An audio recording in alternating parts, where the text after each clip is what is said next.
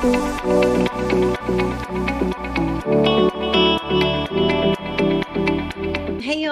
Amelia Taylor here. I am thrilled to be a part of RevTech Summit 2025. There are some brilliant individuals that I am speaking alongside of.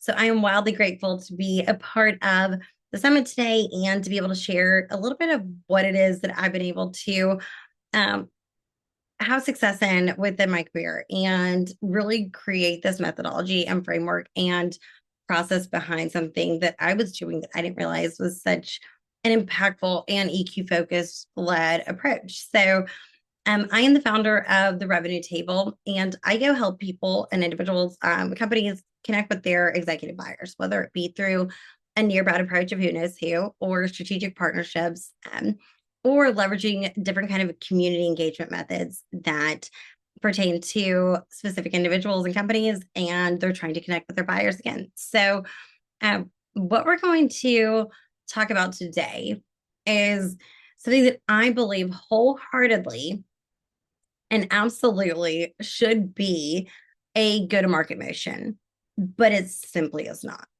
Uh, and that being Slack being a revenue driver for you and for your organization. So, if you were in sales, if you were in marketing, if you were in partnerships, if you're in CS, whatever part of the company that you are in, you know all too well and full well that buyers are not coming in knocking on your door at all.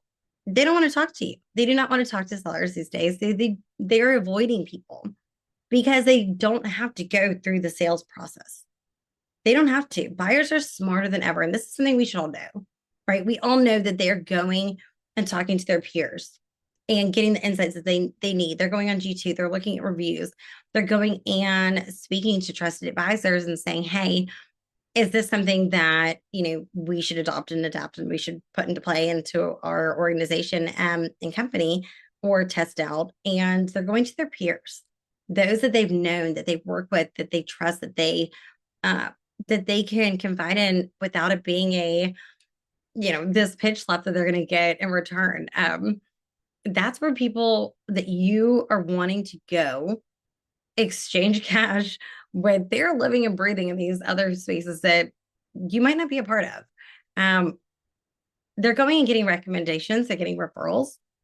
And here's the biggest thing that I hope that you take away. One of the biggest things that I hope you take away from this right now is that if you are not right now a part of the conversation, you are not even an option. You're not an option. You're not a thought. You're not something that is being discussed if you're not being present. It is such a attention economy and it's such an awareness economy, right? And there's the market's saying it, and we have to adapt to what the market says in order to sell well and generate profit and revenue in our organizations today. So, what I'm going to do is I'm going to share my screen. We're just going to jump right in, and I am going to chat with y'all about really how you can go and make Slack become a driver for you. So it has been something that I have seen. It was on the right phone. Sorry about it, y'all. All right, so this is where engagement is going to turn into real revenue, real dollars, real figures, because here's the thing. This is going to be effective if you actually are aware enough to put this as a catalyst and into motion as a go-to-market play. It's not a salesy motion. It's not a spammy motion. It's not something that's AI generated. It could be, sure, but at scale, I would say no.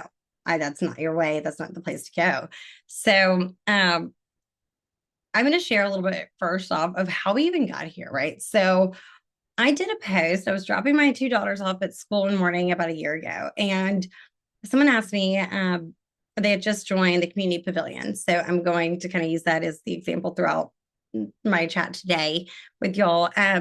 I when I mentioned community, because pavilion is a kind of a pay to play community, if you will, where executives are living and buying, from their peers, opposed to going out into the wild of the LinkedIn world of requesting a demo on someone's LinkedIn page or their company page, whatever it is. And there's associates and there's executives. And I have the privilege to be able to actually run the Tampa chapter for Pavilion. So the literal community is something by simply engaging and getting to know those within, I've been able to do so, and which is really neat. But that's a side note. So anybody that's in Tampa, reach out.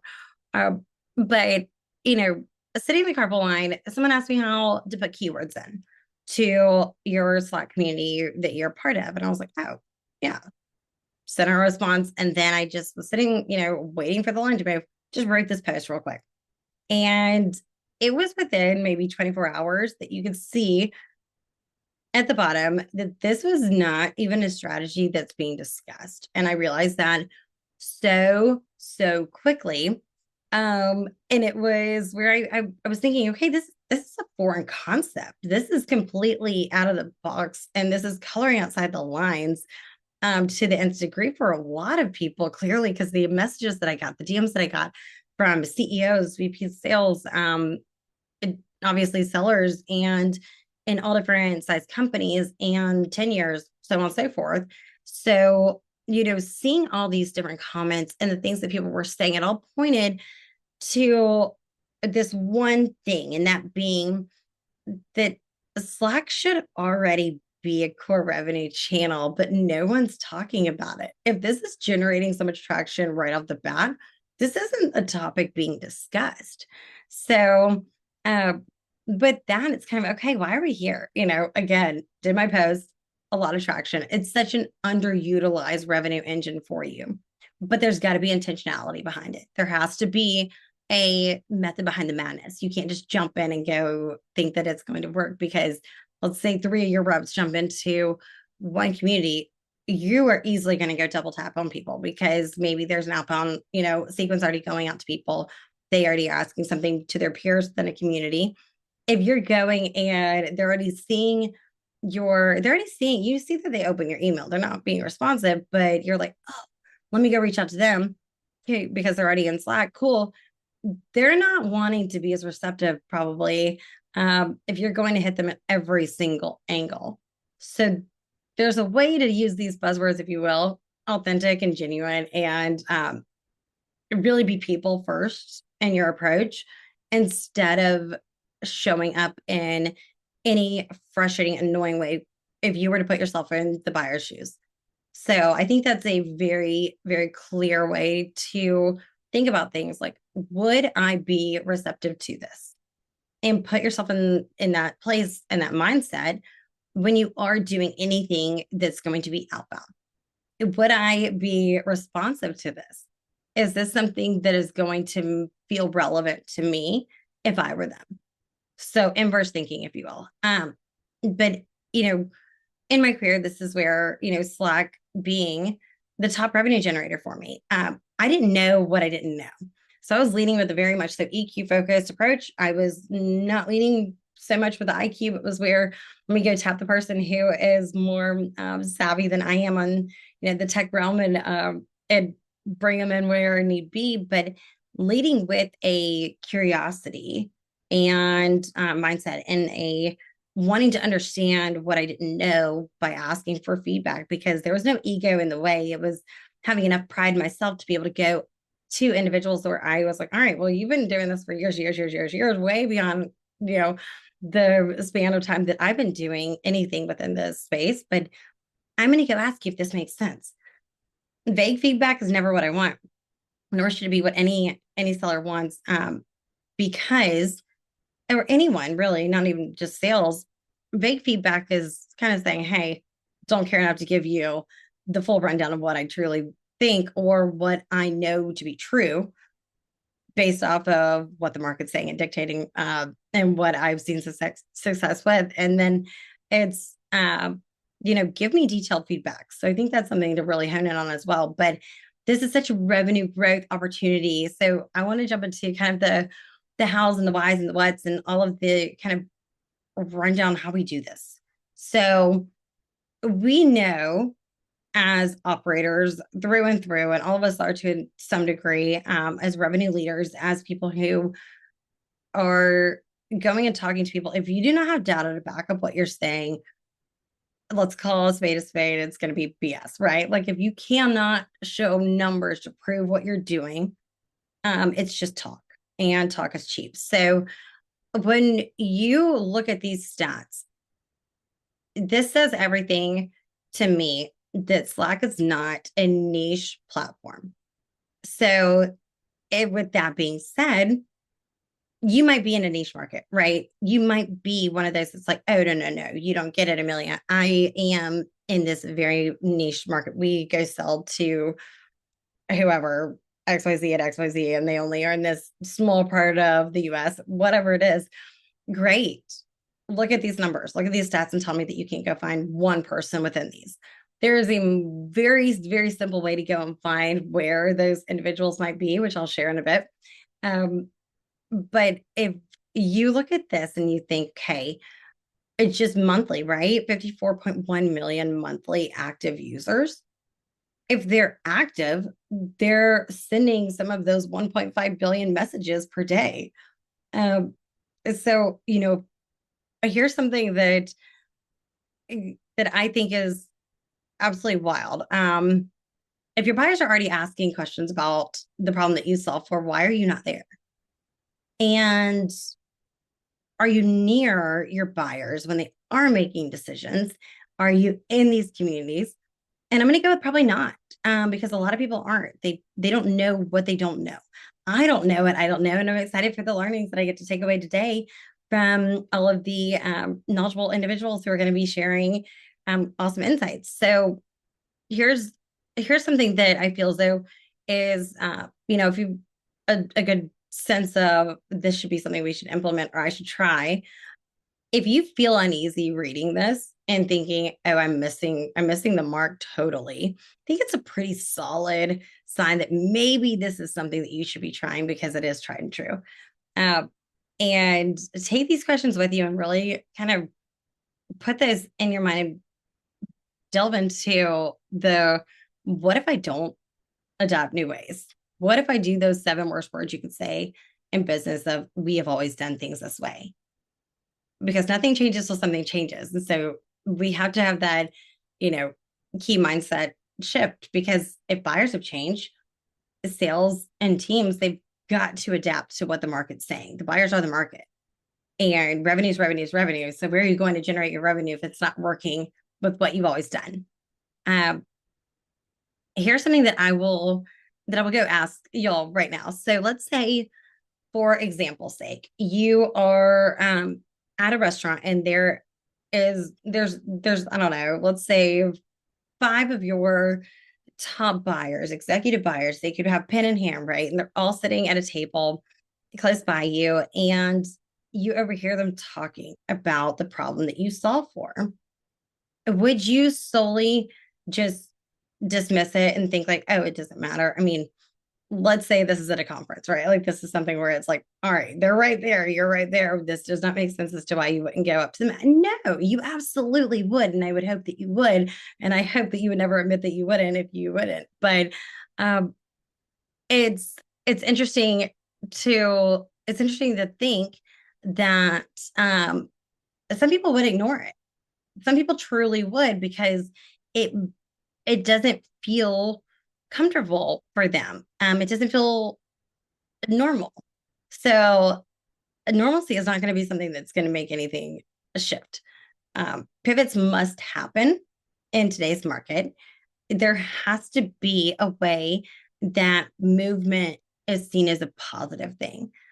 Movement's good. Movement's uncomfortable. But the awareness of that is something that has to be, once again, and I will hone in on that a lot, like addressed. Set your alarm for awareness. Silly, but do it. Uh, Really, what is your job in all of this?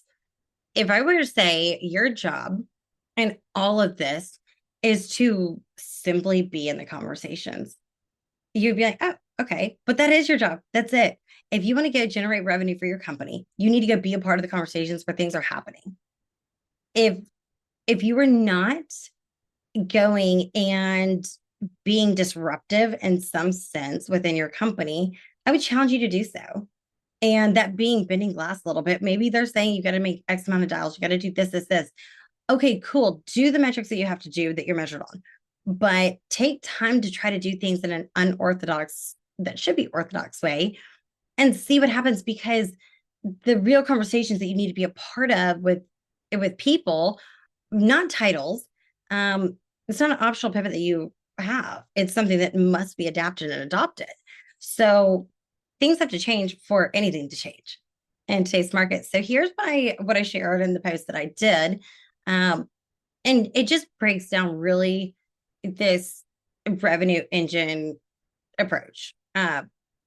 Obviously, being present is so vital, and engaging is vital. You do know, don't be a lurker. Don't just be there to be there. You're seen as a taker, not a giver.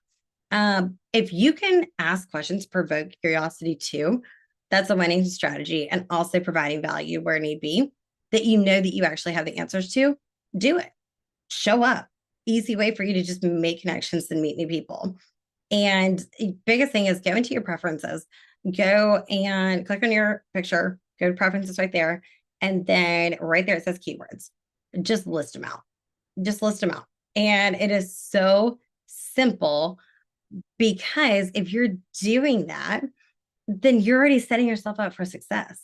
You're showing up as that expert because you're the first one to go acknowledge what they said, because you get the little ding from Slack.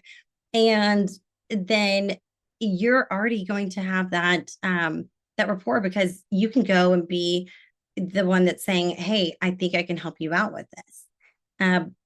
Here's the big thing: go engage publicly, right? By saying, hey, tag them. I think I can help you out with this. I'll shoot you a DM. That's it. Again, no pitching. Absolutely no hard selling.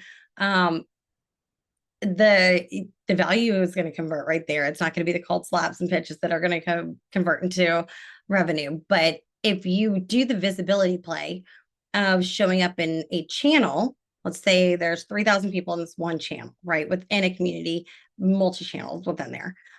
But this one channel, say there's 3,000 people in there, and someone asks a question and you solve for that problem because you get the alert, because it's part of your trigger that you already have set up. You can go and just say, hey, so-and-so, I think I can help you out with this, shoot you a DM. But you're talking to the masses. You're talking to those 3,000 people as well, because those who are seeing that, who might not have spoken up about the problem that they're having, or they didn't really realize that was something that maybe they should be thinking about, you're the first person right there that says, I think I can help you. There's going to be traction that you're going to see by way of literally just showing up and saying, I think I can help you. But do what you say you're going to do. Do not overpromise and underdeliver. That is like 101 all around. Everyone should know this. Do not overpromise, underdeliver. If you're going to shoot them a DM, you best go shoot them a DM. And that's the visibility play. But then conversations that's happen second, those are the one-to-one plays. It's a one-to-many, one-to-one approach that you're going to be having. And it's going to be foundational growth that you're going to have. So it won't just convert into transactions, right then and there. That's not necessarily how it works. Could it? Sure, because it's way warmer than a cold outreach email that you're going to be sending, or a cold call. But especially because if you're in a community where there's already people who are trusting those peers within, and that's already a warmer touch than you could have than you're just going cold outbound. So build the foundations for that trust to be laid, and then grow from there. Create the space where you can actually have success, and it's going to be long term. It's not just going to be short term. And actually go into those places too that are the pay to play communities. That's where people are going to pay to be a part of something. They clearly are trying to get enough value out of what they're putting their money towards. And relationship driven revenue is the absolute play here overall. And the who approach, and what I was saying with going near bound and who knows who, it matters immensely. So again, I'm using community kind of as the vast word here, but Slack being ultimately what I'm talking about when I say community. But this, community can mean a plethora of things. It's really an umbrella word, if you will, of different places and spaces, and that's where people go and they gather, right? If you want to break it down, it's a community is where people go and they gather together. So go gather where your buyers are at, and Slack being just one of those spaces. Um, if if there's other places that you can go and try to figure out if your buyers are living there, go go through Reddit threads. I mean, that's gold right there. Go through G2 reviews. Go through, not necessarily that's where your buyers are living, but that's where people are looking. So it's a gauge right there to see where people are, talking about certain things that are winning and working and not working and not winning. And it could be, certain things pertaining to your industry where people are, you're more in a space that is not on LinkedIn, right? So, or they're not in these social channels. Maybe they're just solely in WhatsApp groups. Maybe they're solely in LinkedIn groups.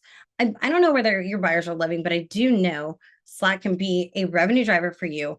But there's places and spaces where your buyers are talking, and these social channels, wherever they may be, you got to go find them. And there's growth, and that can happen, revenue growth, if you actually go and be a part of them and join the conversations again. So here's kind of the three key tactics that I'm going to share with y'all for really, really, really winning when it comes to being a part of Slack. So for transparency, real quick, I have left more communities than I have stayed in, because when it's not this give space that you're in, time to tap out. You can go tap, tap, tap. It's time to go, because you don't want to go be a part of something where you are having people just take from you and it's people lurking and there's no engagement. What are you getting out of it? Nothing, literally nothing. So go where there's actually a give space where you can be. And you can actually go and learn, and there's resources, and there's people who are asking questions, and there's livelihood. A lot of companies are trying to create their own communities or Slack groups and whatnot.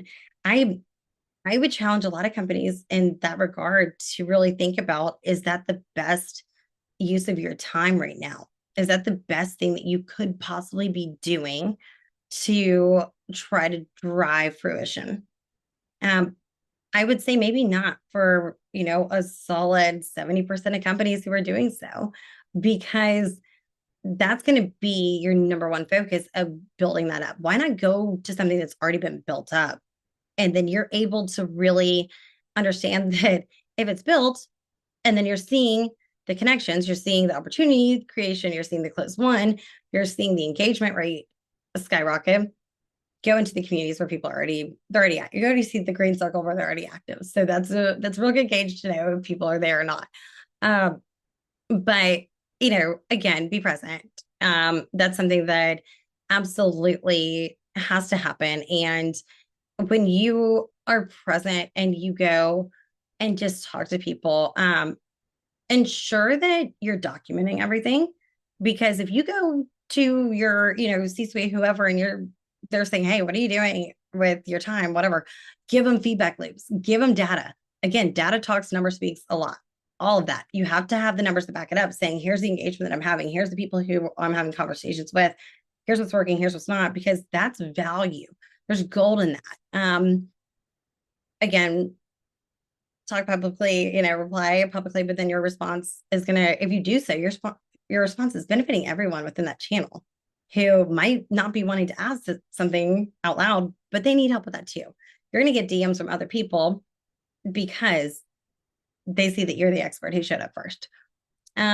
There's two kind of tags that I like to put this as. It kind of sounds silly, but it's kind of this credit tag, right? So you go in and you're going to go and kind of ride on the coattails of someone else's credibility, because you're going to establish credibility by being surrounded by those that already have great credibility and have a great reputation.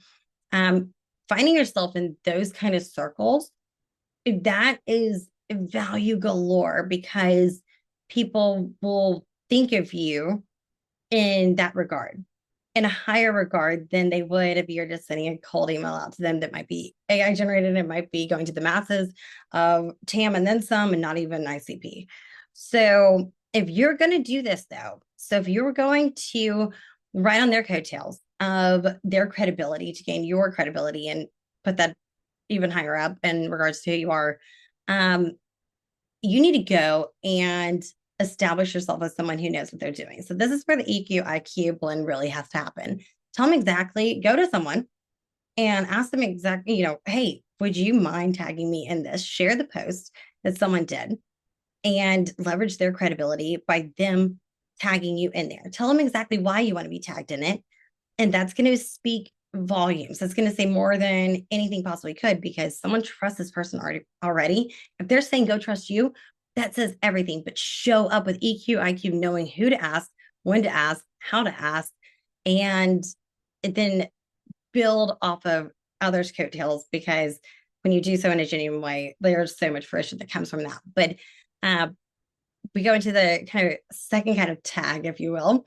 So reverse tag. So if there's top tier talent within a community, people that are known and they have the credibility too, right? Then if you can't solve for something, but you see it and you're like, oh, I know the perfect person or company who can help with this, go tag them.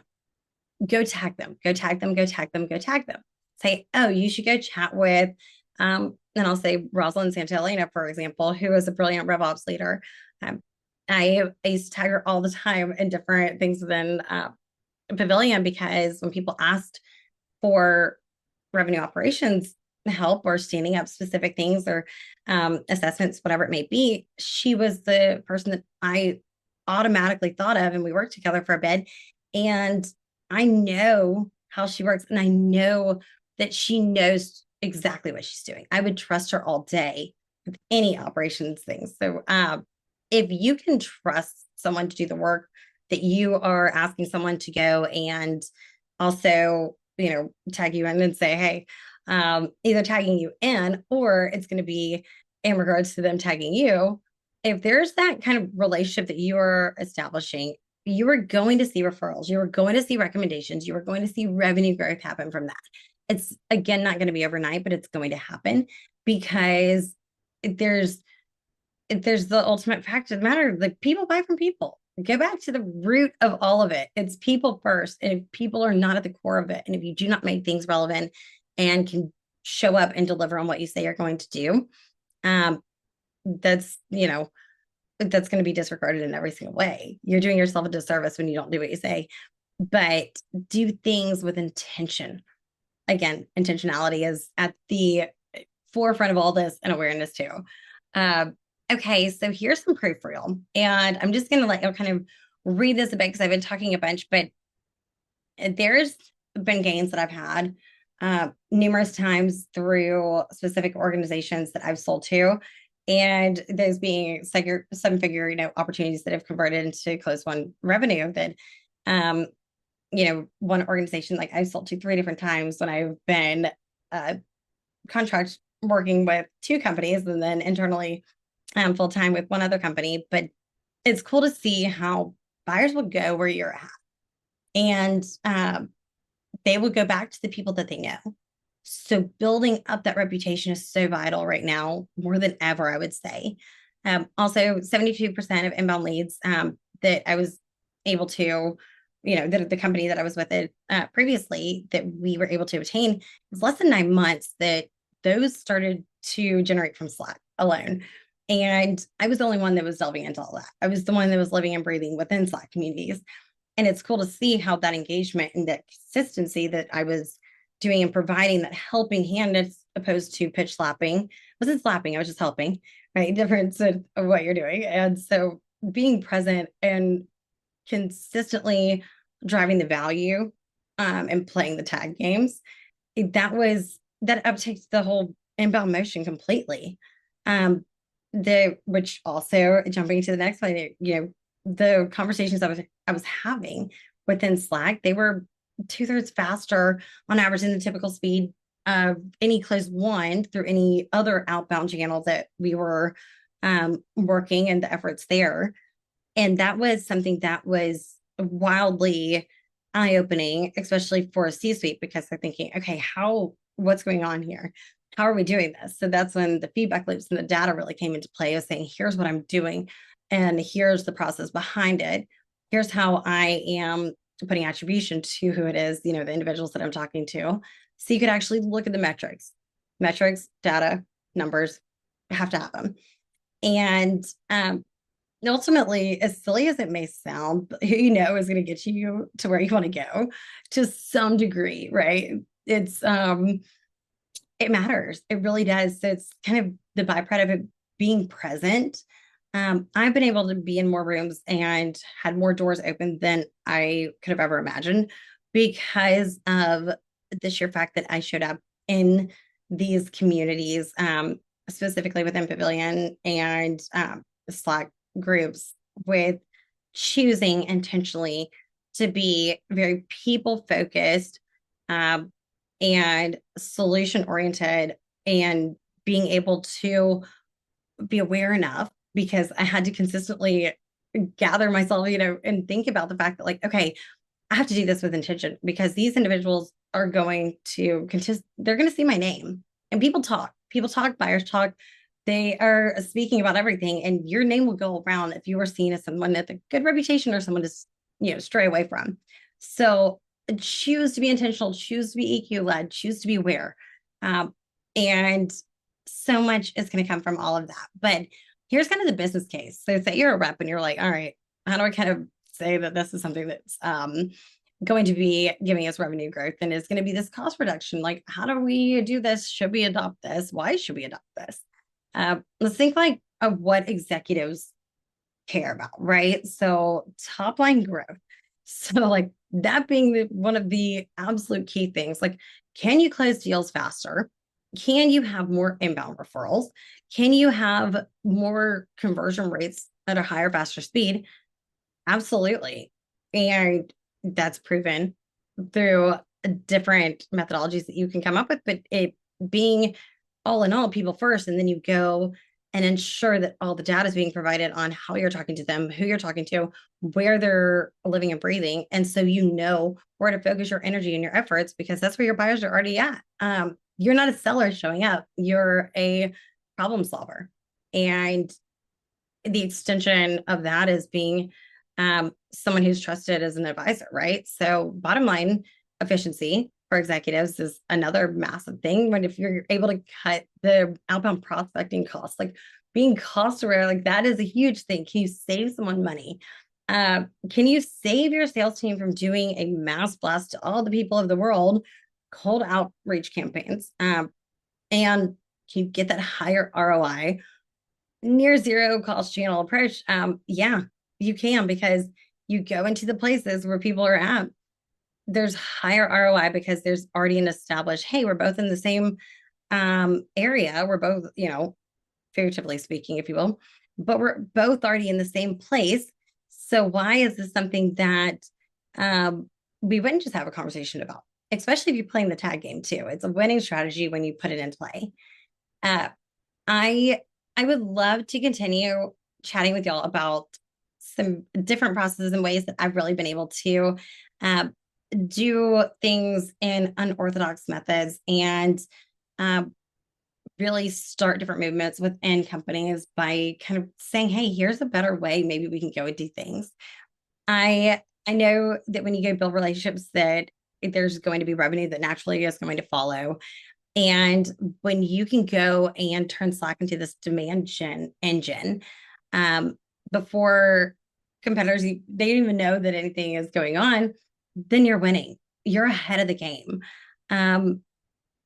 If you can go and prove out the revenue growth by way of the relationships that you're driving, that's going to be your gold mine. So go and be intentional with what it is that you're doing within the conversations that you're having. And I will ensure that there's access to this Airtable Slack directory. So this is what I was saying earlier. Here is a directory where you're able to go and look at all the different Slack groups, and you're able to see and filter things down into all different, fashions that you want to: industry, region, member count, so on.